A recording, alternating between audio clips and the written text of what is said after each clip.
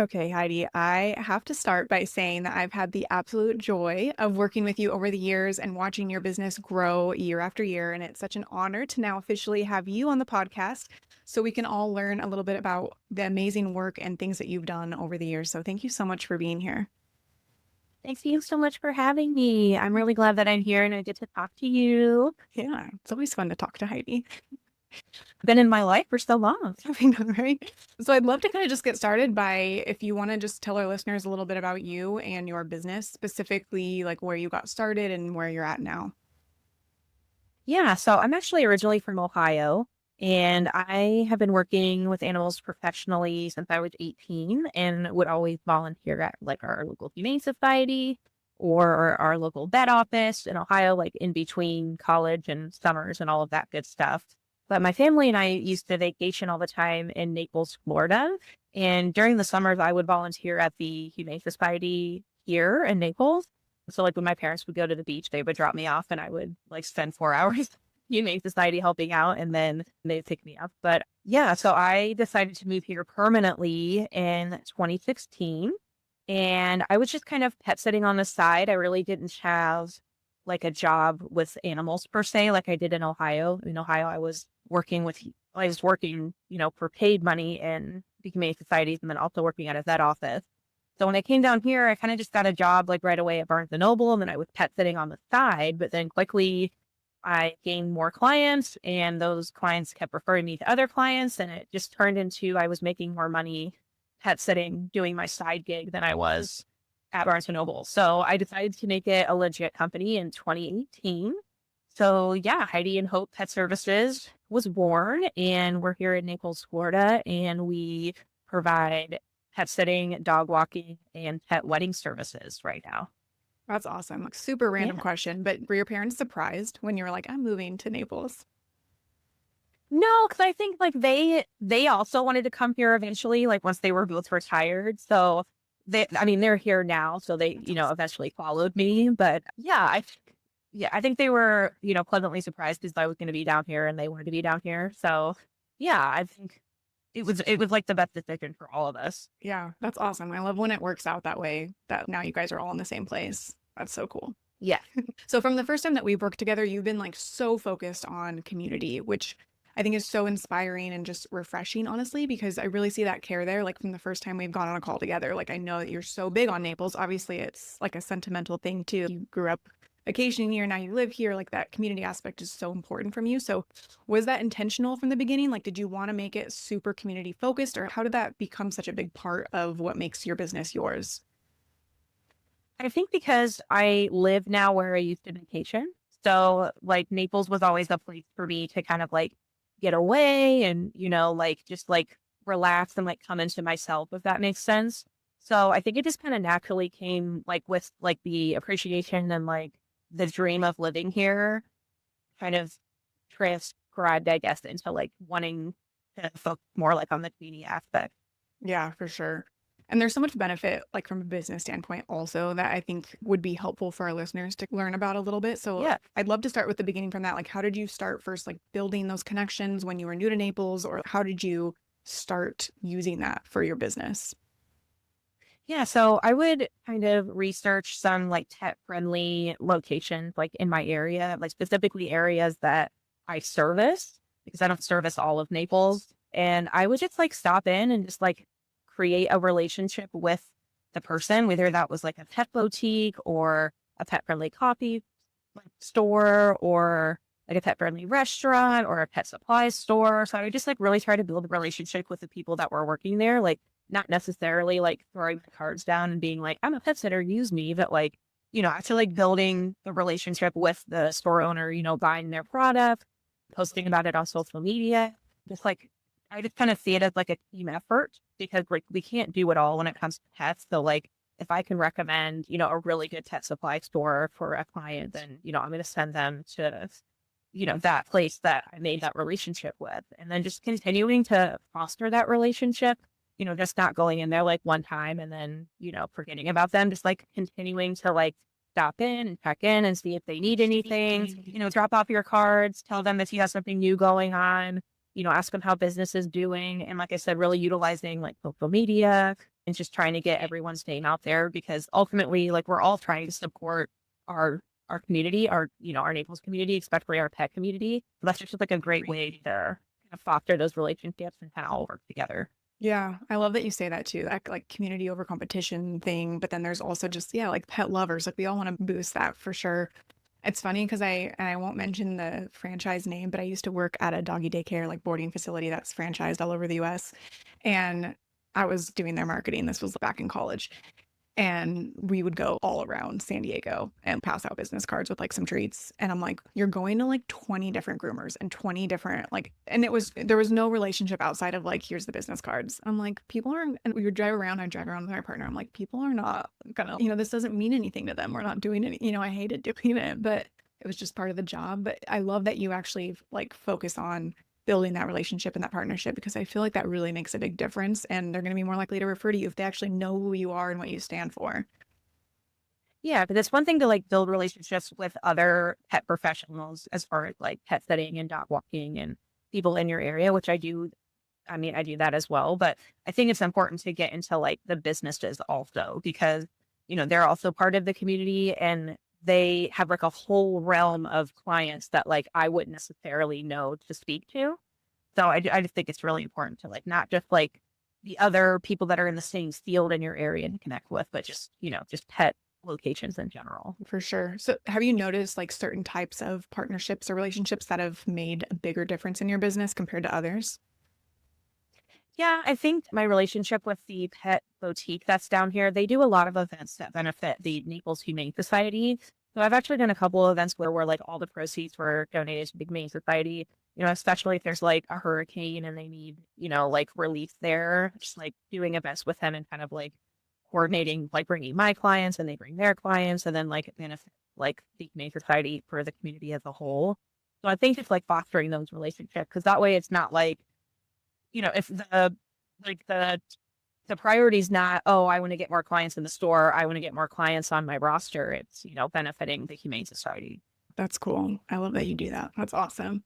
So I know, and we've kind of talked about this like privately, that we're both a little bit more like introverted and that sort of stuff. So I'd love to kind of tackle that because I know there's a lot of people in the pet industry that are a little more like shy or kind of unsure about like putting themselves out there. So maybe learning about this community stuff can be really intimidating, or how do you get started, that sort of thing. So I'm curious if you have any advice for those who are starting to network and build those local connections. Yeah, I think just like keeping in mind, like you said, like it's community over competitions. But I think when I first opened my business, I had like all of these other like pet sitters like reaching out to me and like trying to get me to join their group. And I'm like, why would I join a group with all of these pet sitters? Like they're my competition. But like it really isn't like that. So I think just being a little bit like more open minded and then just kind of like jumping all in. Like honestly, like, I've had this company since 2018 and I still get nervous for new client meet and greet.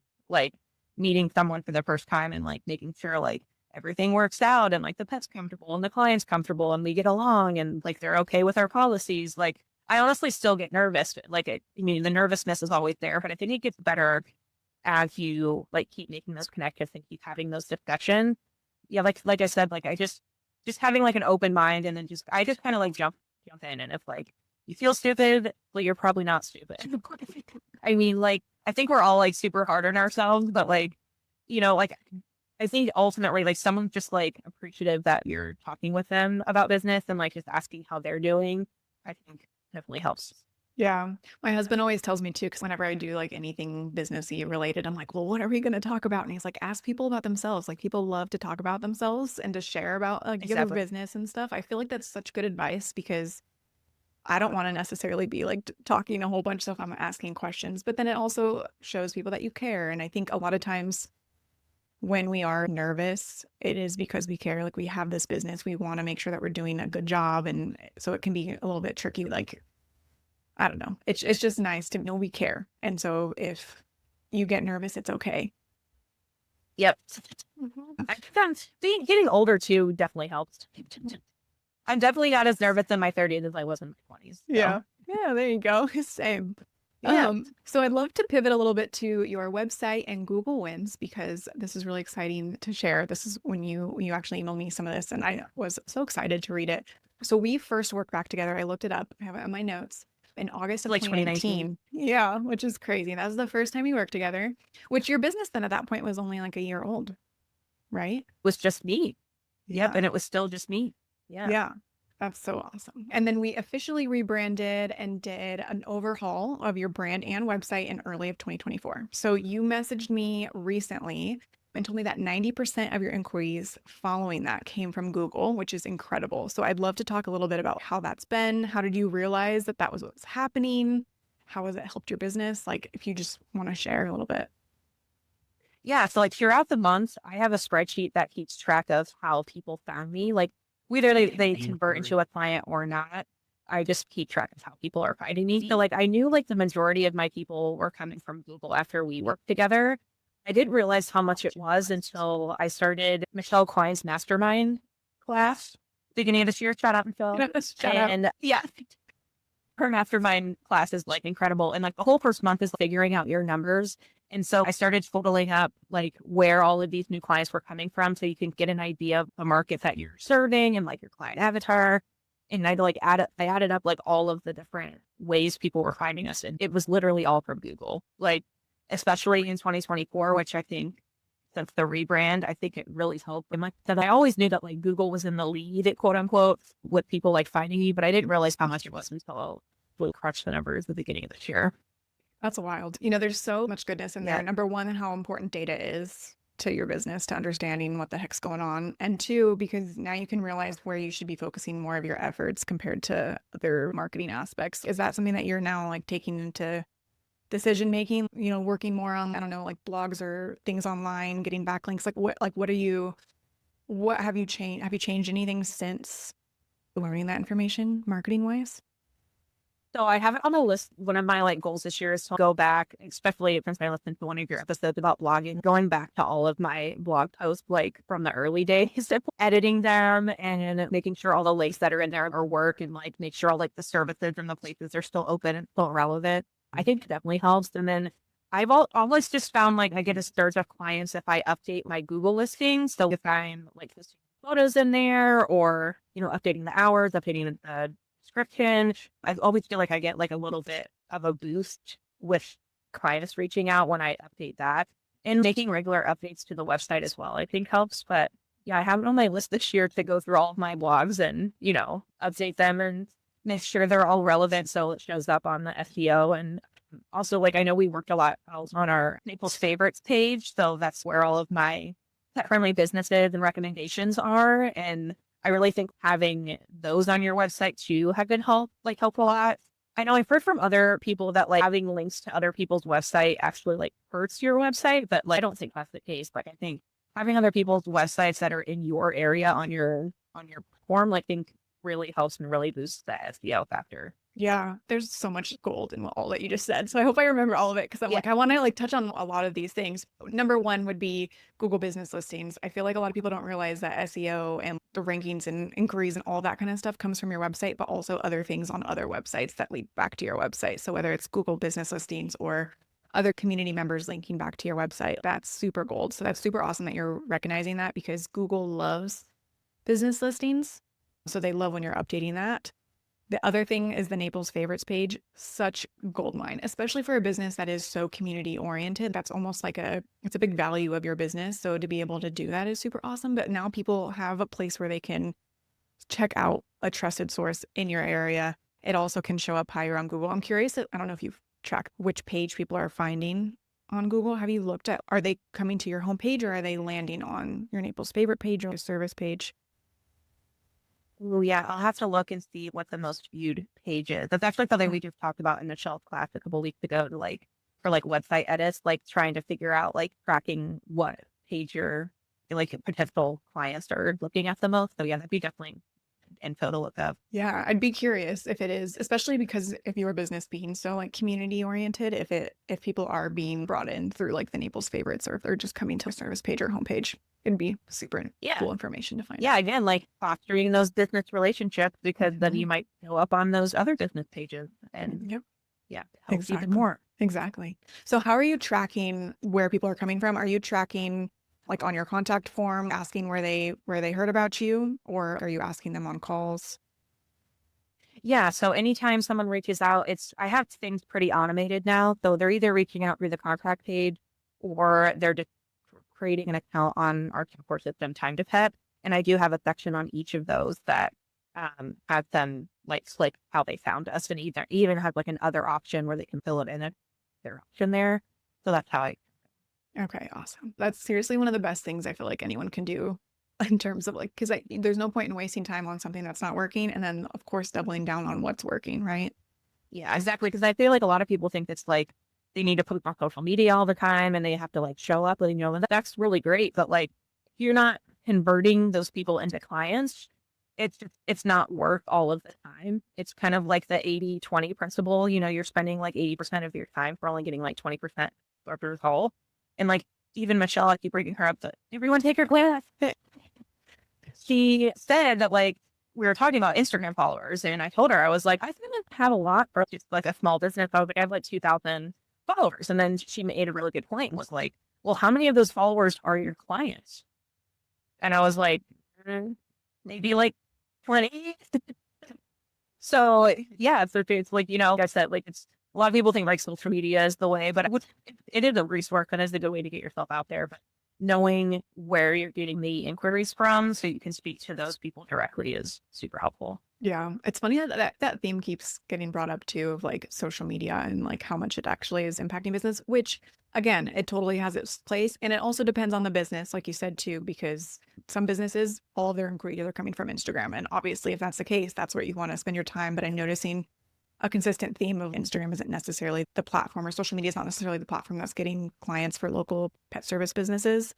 But that doesn't mean it doesn't have a purpose of community aspects and all of the other things that kind of come with social media, like building reputation and all of that kind of stuff. People love to see like their pets on social media and all that kind of stuff. So, but it is a good point. It's like you got to look at the data in order to see where your clients are actually coming from. Yeah, and I did notice, like, if you have a special service that you offer, like we do pet wedding attendant services. So a lot of people wouldn't know to search for that or look for that on my website. So I do find a lot of my wedding clients through social media, through the wedding planners in Naples or resorts in Naples, just seeing that we offer that service because we talked about it. So like you said, like it's like a balance of, knowing your numbers, but then, putting yourself out there, I guess. Yeah, true. And I feel like when you look at that too, it's like you're kind of bridging the gap between pet industry and like wedding industry, which I feel like wedding industry is like all social media. Like it's all Instagram because people are searching for inspiration, like Pinterest, and they're searching for visuals when it comes to the wedding industry. So I feel like that makes a lot of sense why that would with the wedding services and stuff like that. But as far as your website and the data, did you happen to notice if it was like a gradual thing that you noticed more inquiries on Google, or like was it an immediate thing after the site went live? I think it's like a gradual thing. And then like when we did our rebrand last year, like, I definitely saw like an increase of people reaching out through Google. Like I said, like before, I always knew that like Google was up there, especially when my website's the first because I was getting a lot of my clients just from referrals before I had like a legitimate website that wasn't just a landing page like I had before. So I did definitely notice, especially after the rebrand, that got a huge boost of clients coming through Google. Yeah. So, from your opinion and your instincts, how do you think your website is helping clients reach out to you? Like, is it the branding itself, or is it the flow of the website, or SEO? What do you think it was that made the impact? I think definitely the brand has something to do with it because I switched over from a more like personal brand. I mean, my brand is pretty personal because it's Heidi and Hope because I'm Heidi and my dog name is Hope. And my original logo had a cartoon of both of us. But when I started like a team members and like growing, I just wanted it to be a more like inclusive. So people weren't like, like where's Heidi or where's Hope? Like it was more of a team vibe and like VP vibes and like because majority of my clients are, retired people that moved here or, people that are visiting, people like that, because it is a very like touristy town. So I just kind of wanted to build a brand that spoke to that. So it was a little more like inclusive, like it wasn't just me and had more of like the Florida vibes that I was looking for. So I don't think a lot of companies down here have that. Like a lot of pet care companies that are like in our groups that don't even have a website or their website is just a landing page or they don't really have a brand per se. Like they have like a logo, but everything that comes with that. So I think people are just super impressed by the work that's obviously been put into my brand. And then I think like the ease of the website. I mean, I get a lot of compliments on like how easy it was to like learn more information about us and like how to get started. Which is great because it's like one less email or one less call on my end of people like, what services do you offer? Or, like where are you located? Like if it's all on the website and it's all easily accessible, I think that is definitely helpful too. Yeah, for sure. That's so well said. I feel like all of those things make such a big difference. And especially having great branding, especially in a market where there's not a lot of like you have the competition, but not necessarily from the branding side of things. If others aren't having like that like same sort of like high quality, it's just like such a big way to differentiate yourself. And not even from like, oh, it's prettier. It's like, no, she's legit. Like she's got a legit Yes. business. That's Yes, awesome. exactly. I think like when people say that like I'm legit, I think that's like the highest compliment for me. Because like especially in this industry where people are like, oh, it's like people are still like, oh, I didn't know this was like something you could do full time, and I'm like, yeah, I've been doing it for almost 7 years now. So instead, like people see that website, that's exactly like the reaction I want them to have, like, oh, she's legit, and like this team is legit, and my pets are going to be taken care of. I love that. That just reminded me, I guess you'd call it like my grandma's, they weren't married, but like her husband basically of like 20 years. I was trying to explain to him the business, which he's a little bit older. So I feel like he didn't really even like, couldn't really grasp it. So I was talking about, we do like logos and websites for pet businesses. And he's like, and people pay you for that? I'm like, yeah, it's it's a legit thing. They need websites. Like you use Google and like websites. It's just it's funny how I feel like so much like with the pet industry specifically, I feel like a lot of times you get that like downplay of like, oh, she pets dogs and that's it. It's like, yeah, you have a like legit business. Yeah, exactly. Yeah. Okay, so when it comes to the website, do you have any specific advice for pet business owners who maybe don't feel like their website is working for them? Like what's the most important aspect do you think of a website now that you have a super awesome one? Thanks to you. Oh, I think showing your face and like showing your team, like obviously if you have employees, if you have independent contractors, don't do.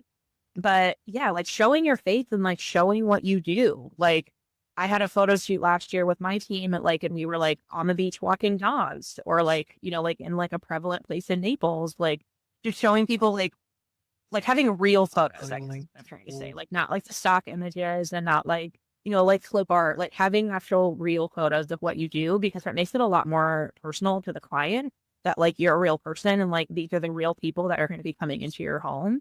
And then also like not only are they like real people, but like they know what they're doing. So like pictures of feeding a dog or like petting a cat or like giving a cat treats or standing by the dog, like getting ready to go down the aisle, like stuff like that, or it really showcases your services too.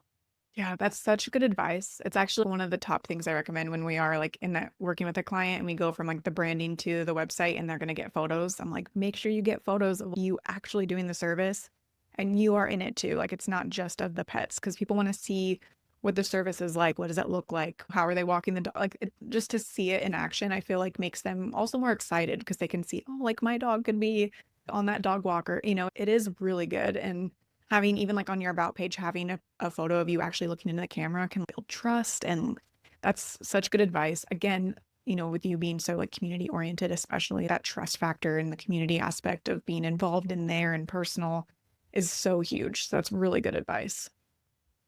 Yeah, and like even like on your favorites page right now, like when we redid mine, we included photos of the actual place at it that I was recommending. So like if it was like a brewery that allowed dogs, like I took a picture of my dog with a beer in it, like or it was a coffee shop, took a client's dogs to the coffee shop with a cup of coffee with the logo on it. Doing stuff like that too. And it's so easy if you're already there to still snap a photo that showcases the business and put that on there too. And it makes it more like legit too. Cause I mean, I've been on websites before where it's like, oh, I recommend, here's just like a list of like 10 restaurants. Oh, But I'm like, well, is there a patio? And like, what does it look like? And have you actually ever been there? Like, so yours feels so real. And I think that's what's awesome about your business. It all feels very real and genuine. And the love for Naples and the community, it's just so impressive. Okay, let's pivot a little bit. And I think this is a really good topic. And I hope that this is okay to share because I love that you want this for our listeners. But when I asked you In the episode prep questionnaire, what you wanted our listeners to walk away with. You said you wanted our listeners to feel confident as a business owner, even if that's not what you envisioned for yourself or have experience with. And this is all the stuff that you've had to personally work through as well. Can you share a little bit more about that and what has helped you build confidence as a business owner? Yeah, so like I come from a family of teachers, so naturally I went to college and got a degree in teaching. And then once I was in the field, I just realized that was not what I was meant to do because teachers aren't always paid the best or treated the best.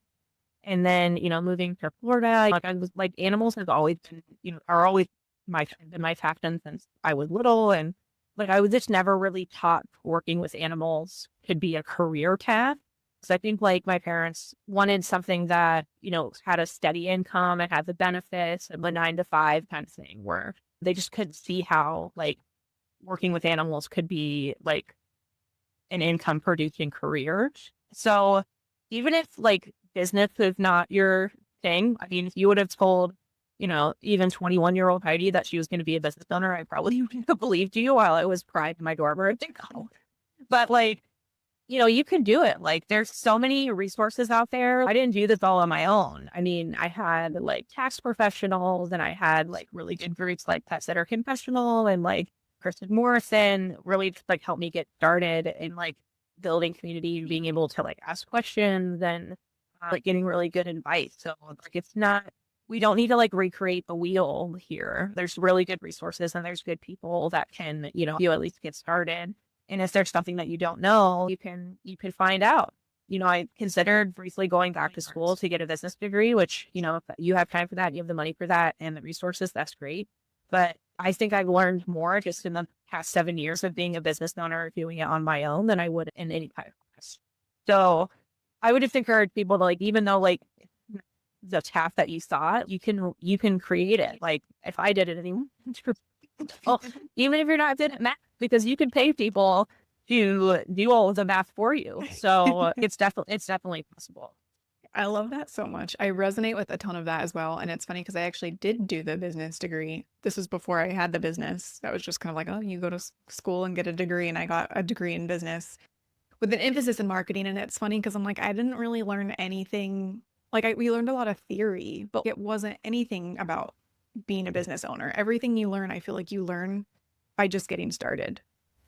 And I don't know if you've ever experienced this either, but like sometimes people will come up and like if I, friends or whatever, and kind of be like, oh, like I could never like start a business. I wouldn't know. I didn't, I don't know how to do that. And I'm like, well, I didn't know how to do it either. Like, I feel like you just like you learn as you go. Like you just learn as you go and anyone can do it. Yeah, exactly. And now my parents are like, anytime like someone asks about their daughters or like what they do, and they're like, oh, right away, they're like, oh, you own your own business, and they're just like super excited. So they really had their eyes open too that like, yes, like working with pets can be a career and it can be a one. Yeah. Well, especially now that they're in Naples too, because they probably get to see your business kind of unfold physically as well. I think that's so cool. That's awesome. Yeah. So to bring this episode full circle, I'm curious, has that community aspect, I know you briefly mentioned like some groups and reaching out to Pet Sitter Confessional and stuff like that, but how has community and having the right people in your corner contributed to like your sense of confidence? Yeah, because I think, Florida specific, it's always good to have like people that understand kind of like your area and not just legally, but like with hurricanes and like pet behavior and like pet safety, it's always good to have people in your corner that, can help you with that. Yeah, so I guess like, just like being like people that like it, I guess, like not just like other pet sitting groups and, like which are all great, but like having people in your community that like understand that like, oh, this like there's a flu season going on right now, or oh, like we're crazy busy because of all the people that are moving here, or this new like cane toad that's poisonous to dogs. Have you seen this? It's nice to like have other people that like understand your area and like kind of like what you're going through that can like help guide you or recommend someone to you. Like I needed a lawyer to look over like a non-disclosure agreement and like people have connections there, just having that like connections, I guess, has really helped me as a business owner. And then, I obviously love like helping other business owners get started and steering them towards the right resources and all of that good stuff. Yeah. No, it's so true with the connections. Sometimes I feel like as a business owner, it can be a little bit isolating and lonely if you're not physically working with other people all day long. So, I mean, the connections are so helpful, I feel like. not only just for resources and stuff, but also just bent or, because yeah, they definitely relate, especially like when you talk about in your area. And did you help like found, or you're like a board member on the Florida, I probably butchered the name. Yeah, I'm not on the board any longer, but Okay. yeah, I was a founding member and on the board for the Florida Pet Services Association, which is a nonprofit for pet services in Florida. I mean, anyone can join. You don't have to be in Florida, but yeah, it's kind of like the Texas Pet Sitter Association. We just wanted more of a community aspect that involved all the pet industries that was like Florida specific.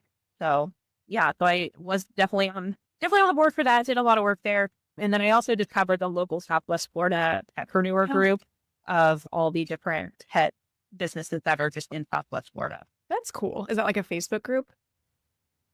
Yeah, it's a Facebook group, and like there were originally like another lady was leading it. I kind of took it over and like renamed it, and like Nice. we try to like get together like every quarter. Sometimes that doesn't happen because I get really busy. Like just like try to get together and just like bounce ideas off each other and like recommend services to one another because everyone kind of does like different services or services in different areas. So it's nice just to have that to fall back on, and then like just having a resource also. Like people were like asking like tax questions and like BOI filings and stuff like that. Like it's nice to kind of get the answers and feel comfortable talking with people that are literally your backyard, Yeah. stuff like that. Yeah, you're so good. I'm like, you got like your Southwest Florida, you got your Florida, you got your, like, you have all of these like amazing, beautiful connections between Pet Sitter Confessional, Michelle Klein, Mastermind, your local community, and reaching out for partnerships. Like, that's so impressive. You are very impressive, Heidi.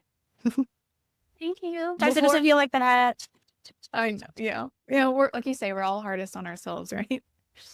So before we wrap up, do you have anything else that you want to share on the topic of community or your website or anything you want to share before we learn how to connect with you? I would just, like encourage, like people before, like I said, to don't be shy. Like, put yourself out there, whether that's with other pet professionals in your area or other pet businesses. Like in the long run, like you're all trying to make your community better, and we do that by making connections and forming your own little this community. So it's really encouraging people to like get yourself out there and don't be afraid to make connections. Not all of them are going to be viable. Not everyone's going to be open to it, and like not taking it personally and just letting people do what they want to do. But there might be, a really good connection. I mean, consider the owner of that pet boutique that I'm in contact with, one of my really good friends now. So just really like it just keep saying like put yourself out there and don't be afraid to promote yourself and to be there for other businesses in your community. Absolutely. Very well said. So for our listeners who want to connect with you or learn more about you or check out your website, where can they find you? Yeah, my website is h&hpetservices.com. And then we're Heidi and Hope Pet Services on Facebook and Instagram.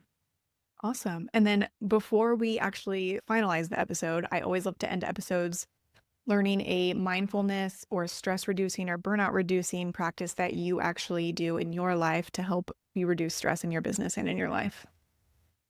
Yeah, so I feel like a lot of us turned our hobby of working with animals into a career. So I think it's really hard to get back into the hobby scene because your main hobby is now what you do every day. So I always try to do something that like is non-pet related that I enjoy and like really grounds me and really like makes me feel like myself. So either that's reading a book that has nothing to do about animals or business, or, like getting back into like coloring or painting. I'm taking a boxing class. So I think it's like things that I guess like in your 30s, like you kind of start losing your filter and going back to the things that you used to really enjoy doing and not caring what people think. And that's what I think.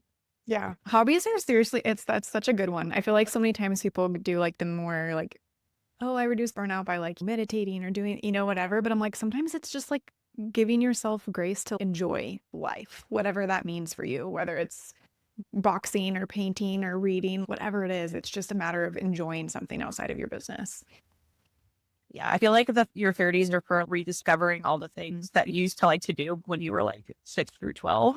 I know, right? Like that you wouldn't do in your 20s because you're like, oh, that's dumb. Like people are going to think I'm stupid. But now in your 30s, like I'm just like, I don't care what people think. Like if I like doing it, I'm going to do it. Like my husband makes fun of me all the time for color. I love But it. I'm like, it's so much fun. Yeah, it's very therapeutic. I love it as well. I actually just recently got like one of those paint by numbers, but like for adults. Oh, yeah. Yeah. Oh, yeah. Yeah. But it's Yep. crazy. It I've like already done one of those. that's awesome. So I did one where I actually like submitted a picture or whatever, like it's a picture from one of our vacations, and then they like send it back, Oh, and it's cool. like crazy. So like I did the media, you could do 3 levels, like beginner, intermediate, or advanced. So I was like, oh, I'll do the intermediate one, and it was like adds an extra 6 hours of painting, and I'm like, oh my gosh. So I'm working on it, and it's Oh, just my. crazy because it's on the desert. So like there's just like rocks on the ground, but it's all of them are different colors, and they're like tiny, and it's madness, but it's very therapeutic, and I'm Oh, excited for yes. it to be done. Yeah, I definitely need the beginner, because I'm a perfectionist too. So Yeah. we have a pottery place where you can choose like a pottery item and paint it while you're there. And I am there literally for hours because I'm such a perfectionist. Yeah. I just Well, need easy. Like I just need a template. yeah. Yeah. I know. Well, that's why I thought it was going to be. I'm like, oh, it'll take me a while. So, like, that's good. And I know which colors to put where. So I figured it would be easy in that Yeah. sense. It would just add more time. But I'm like, no, this is like ridiculous. I'm like hunched over, like trying it, whatever. I'm like, so much for tech neck. I'm like, literally, it's intense, but it's very nice. I love it. So I love that. Yeah. I think that's a really good advice for our listeners to find a hobby that they enjoy, no matter what they think that other people might think about it. Yeah, for sure. Awesome. Well, thank you so much, Heidi. It was a pleasure to be able to talk to you and have you on the podcast. Thank you for having me.